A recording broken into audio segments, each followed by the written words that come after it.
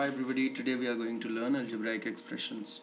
If you remember, we already had covered algebraic expressions, the introduction of it. If you haven't seen that video, I'll request you to go and check that video out.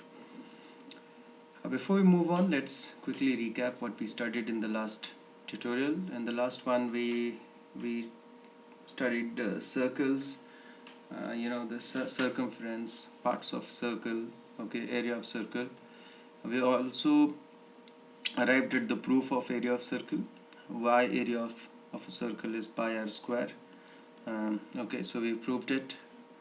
Then we talked about pi, whether pi is a rational number or irrational number, what is the real meaning of pi as a number, and what is the difference between 22/7 and pi, or 3.1 for the approximated value of pi and the real value of pi. So that was that.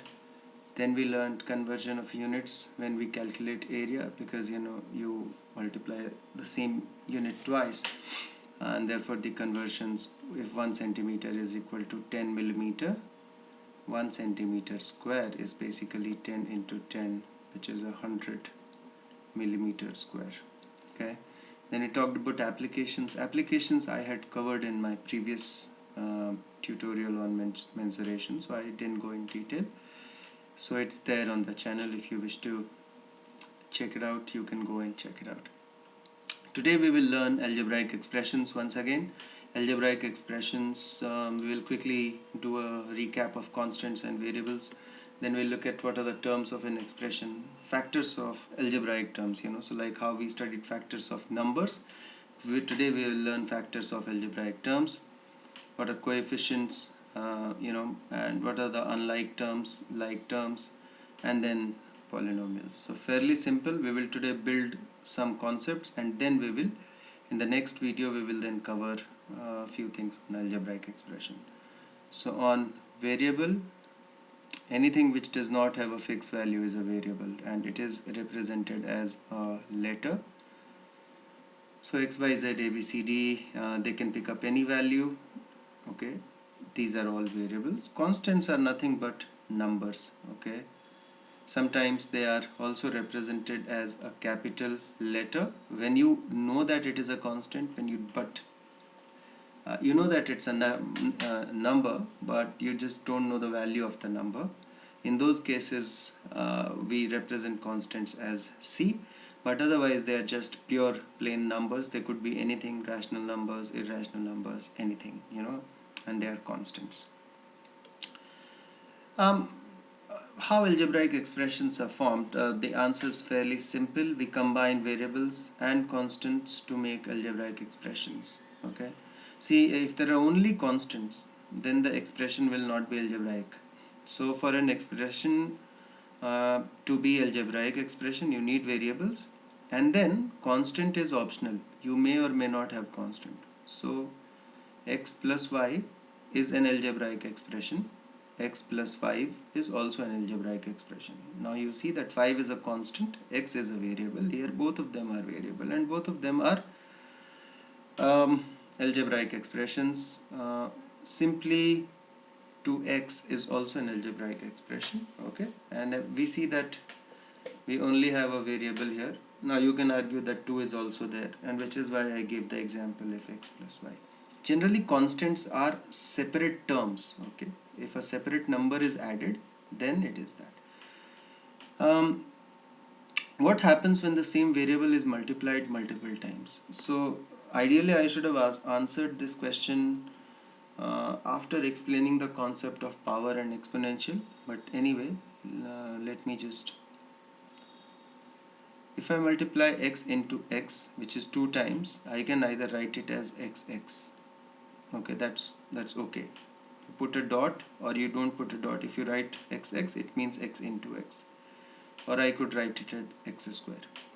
If I am doing it 3 times, I could write it as xxx, or I could write it at x cube.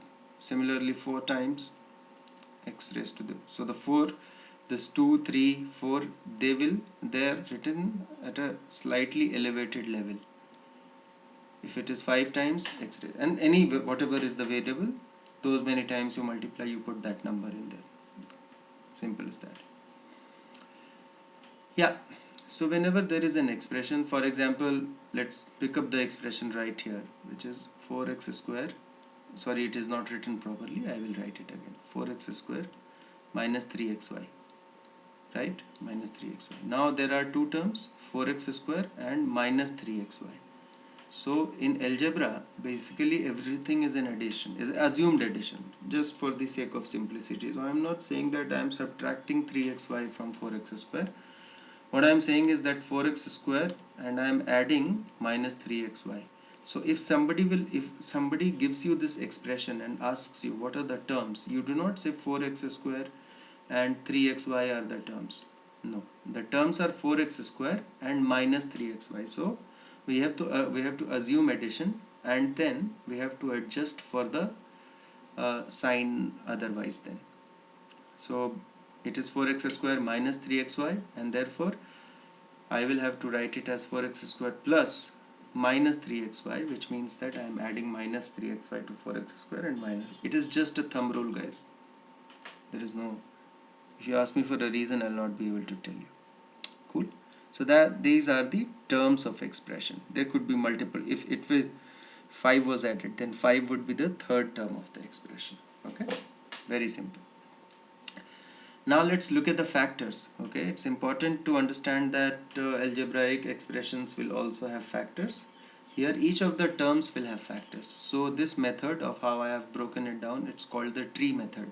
Basically we take one term and then we continue to find out its factors. So the first term is 4x square, and obviously we can write it as 4 into x square can be written as x into x, right?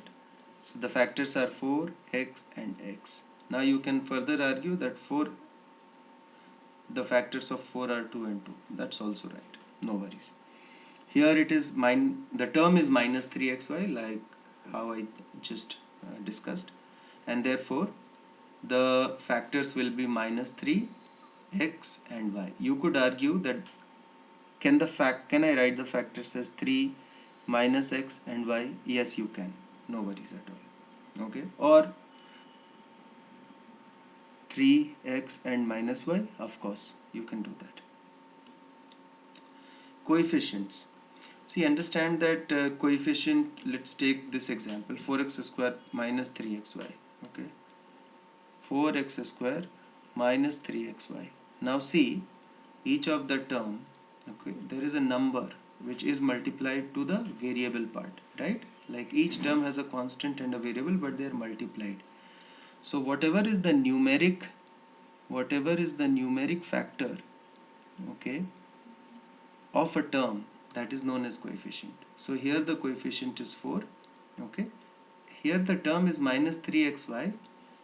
Okay, and now for the purpose of coefficient, I will say that the coefficient is minus 3. I will not say that the coefficient is 3, unlike here, because here we were just discussing factors. We will say that the coefficient is minus 3, and we will assume that my variable, which is x into y, okay, I will assume it positive. Okay, so the whatever negative value is brought in is basically brought in by the coefficient. Okay, so the coefficient is minus 3. Whenever you see a term with a negative sign, and the coefficient is negative.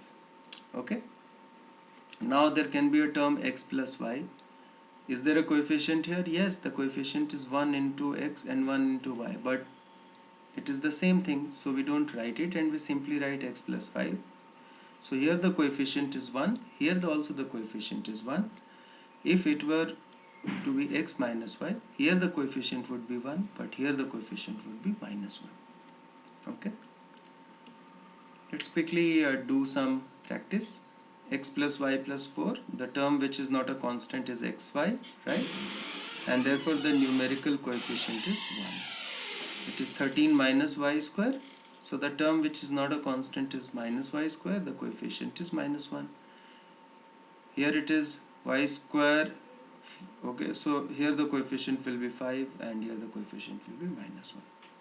It is very simple, and therefore I am not spending a lot of time. Now let's discuss like and unlike terms. So there are in algebra, basically there are a few terms which you can add to each other, and they are to be the like terms, okay, which means that the power of the variable, the combination of the variable is the same. Now when I look at this expression, I see that there are two or three types of terms here. One, under variable, I see that there is a term which is basically xy, okay. Here it is also xy, but here it is multiplied by 2, here it is multiplied by 5. Then I have a term x, right, which is multiplied by -3, and then I have a constant -4. Now see, xy is the same thing, it's just that 2 times of xy and 5 times of xy. So 5xy and 2xy are like terms, okay. Similarly, 2xy and 3 minus 3x are unlike terms, okay, because one y is missing here, correct. So we just have to see, if I were to add a term 3x square y, then it would be another different term, because here see, power of x is 2, but here the power of x is here x is multiplied only one times, okay. So it is that simple, and then we can add and subtract like and like terms. So whenever an expression is written, what we do is that we add or subtract the like terms together. So here it will be 7xy minus 3x minus 4. So that's the definition of, so this is the basically the algebraic expression in its simplest form. And because there are three terms, it is a trinomial. We will come to that. So polynomials, let's now study polynomials. Polynomials are basically algebraic expressions. They are nothing but algebraic expressions, okay. Now depending on how many terms are there, we call them either monomial. So monomial, any algebraic expression is called a monomial if the number of terms is 1, binomial if the number of terms is 2, trinomial if the number of terms is 3, and so on and so forth. And if there are more than one terms, then it is called polynomial. So binomial onwards, everything is a polynomial. And basically we do not count. So for example, if I take this expression 2xy minus 3x plus, okay, 2xy minus 3x plus 2xy plus 4. Now if I ask you, you tell me what kind of a polynomial it is. So you count 1, 2, 3, 4, 4 terms, therefore it is a quadrinomial or something like that. No, it is a trinomial, because you see this and this are like terms. So first we will add all the like terms, and we will make sure that we only have distinct unlike terms in the expression. So it will be reduced to 4xy minus 3x plus 4. Now we have three terms here, and all the three terms are unlike, okay. So we have to reduce it to all unlike terms, and then we count the number of terms. That will tell me about polynomial. So yes guys, this is all for this video, and I hope that you did enjoy setting up the fundamental concept, and I will see you in the next one.